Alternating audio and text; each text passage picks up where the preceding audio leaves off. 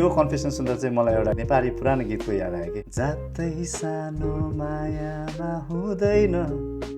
माया साथैमा उडायो रेलैले भन्ने गीत छ नि त्यो गीत याद आइदियो होइन सो द कन्फेसनको टपिक नै रहेको छ intercaste marriage Serious. The confession goes like this. I am from a Brahmin family and I am currently living overseas. And I have been in a relationship with a girl from the Newar community for the past 3 years. I recently gathered the courage to inform my parents about our relationship and my intention to marry her. Their reaction was filled with sadness and tears were shed. Now, whenever I call them, our conversations are strained, a far cry from our previous warm interactions. The toll of their emotions is evident in my mother's swollen eyes from endless crying. I'm at a crossroads and seek guidance from those who may have faced similar situations. I'm grateful in advance for any insights you can provide. भनेपछि अब एकदम चुनौतीजनक situation परेछ यो चाहिँ अलिकति अब टेन्सनै कुरा हो यो हुन चाहिँ किन भन्दाखेरि चाहिँ हाम्रो ब्रोको आमा बुवासँग रिलेटेड कुरा भयो यो अब यो जातीय कुरा त जातीय कुरा भइहाल्यो अब अफकोर्स अब ब्रोलाई त फरक पर्दैन तर अब बाउ आमालाई त्यस्तो पर्ने भयो किन भन्दाखेरि अब बाउ आमा मेबी अब एकदमै पुरानो खयालातको मान्छे हुनुहुन्छ अब लभ परेछ एकजनासँग बिहे गरेर सबै घर बसाउँ भने अर्को यतापट्टिको घर उजडिने चान्सेस छ भन्ने टाइपको धराप भयो नि त यहाँनिर तब के गर्नु थाल्ने यो विषयमा त म हल्का प्रो नै हो होइन इन्टरकास्ट म्यारेज गरेकोमा so I am all for love and kudos to you man हुन्छ नि अब थाहा छ सबै कुरा यस्तो सर्कमस्टान्सेस आउँछ यो सबै कुरा छ भनेर but you stick to love I know it's a challenge होइन किनभने अफकोर्स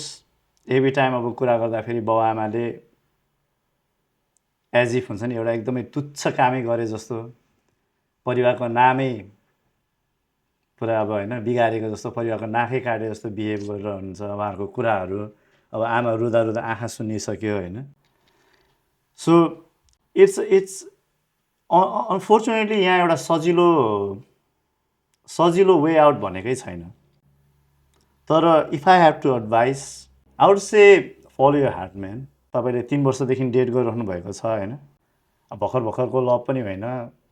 बिहे गर्छु है भनेरसम्म एउटा त्यो लेभलसम्म पुगिसकेको भनेपछि अफकोर्स बुवा आमालाई अफकोर्स गाह्रो हुन्छ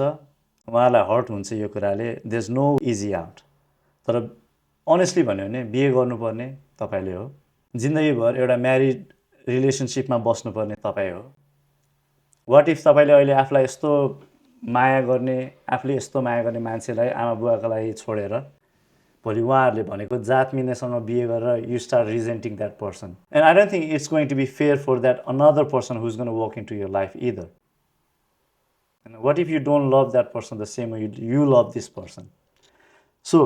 मैले एडभाइस गर्नु परेको थियो भने चाहिँ have that courage and just be with the person you love आमा बुवा मेरो केसमा चाहिँ जब बच्चा हुन्छ दे कम अलङ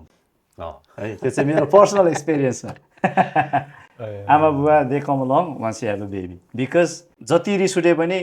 नाति नातिनीको अनुहार देखेपछि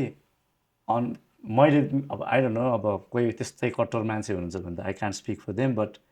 मोस्ट लभ स्टोरिज मैले देखेकोमा चाहिँ एउटा नाति नातिनाको अनुहार देखेपछि चाहिँ उहाँहरूको मन पग्लिन्छ दे विल फरगिभ यु अनि they will embrace you so that is my advice त्यही त अफकोर्स अब I feel for this man होइन तर एन्ड अफ द लाइफ त अब आफ्नै हो नि त बाँच्नुपर्ने आफैले नै हो तर एट द सेम टाइम बाँच्नुपर्ने आफै हो भनेर पनि अब आमालाई दुःख पनि एउटा पुऱ्याउनु त मन छैन चोट पुऱ्याउन मन त छैन अनि यो गाह्रै कुरा हो एकदमै मन नपर्यो यो जातले गर्दाखेरि भन्दाखेरि झन् तर दुःखको कुरा चाहिँ के पनि भयो भन्दाखेरि चाहिँ अब हाम्रो नेपालमा अझै पनि यस्तो विचारधारणा भएको मान्छेहरू छन् द्याट इज सो स्याड तर भनेर थाहा पाउनु पर्दाखेरि चाहिँ अझै पनि दुःख लाग्ने अब अनफर्चुनेटली बुढापाका मान्छेहरूलाई फेरि सम्झाउनु पनि धेरै नै गाह्रो हुने, किनकि त्यही कुरामा उनीहरूको अब डिएनएमा नै इन्ग्रेभ भइसक्यो होइन। बुझाउन गाह्रै हुन्छ, तर होपफुली बुझ्नु पनि हुन्छ होला ब्रो। तर